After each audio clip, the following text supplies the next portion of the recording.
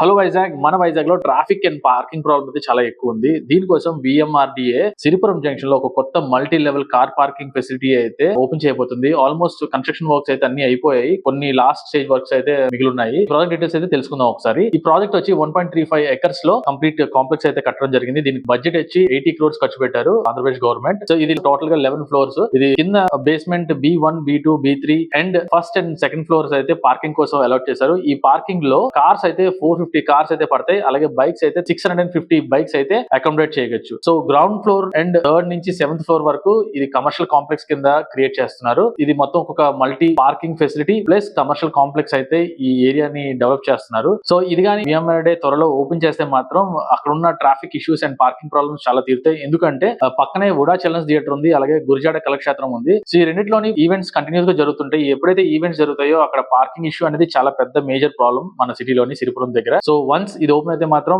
ఆ పార్కింగ్ అంతా ఈ కాంప్లెక్స్ లోకి షిఫ్ట్ చేయొచ్చు. సో దాని ద్వారా ట్రాఫిక్ ఎక్కడ ప్రాబ్లం రాదని నేను అనుకుంటున్నాను. సో తొందరగా ఈ ప్రాజెక్ట్ ని ఫినిష్ చేసి పబ్లిక్ కి రిలీజ్ చేస్తే చాలా బాగుంటుందని నా అభిప్రాయం. అలాగే NAD నుంచి హనుమంతవాగ్ జంక్షన్ వరకు మల్టిపుల్ హైవే కనెక్ట్ చేస్తున్న జంక్షన్స్ మల్టిపుల్ స్టేజెస్ లో ట్రాఫిక్ చాలా ఎక్కువ కంజెక్షన్ జరుగుతుంది. దీనికి ఫుట్ ఓవర్ బ్రిడ్జెస్ గానీ మీరు యాడ్ చేస్తే మాత్రం డెఫినెట్ గా ఏరియాలో ఎవరైతే ట్రావెల్ చేస్తున్నారో వాళ్ళకి కూడా ఈ ట్రాఫిక్ ప్రాబ్లమ్ ని అవాయిడ్ చేయొచ్చు. సో మరిన్ని ఇంట్రెస్టింగ్ వీడియోస్ కోసం stay tune to hello Vizag.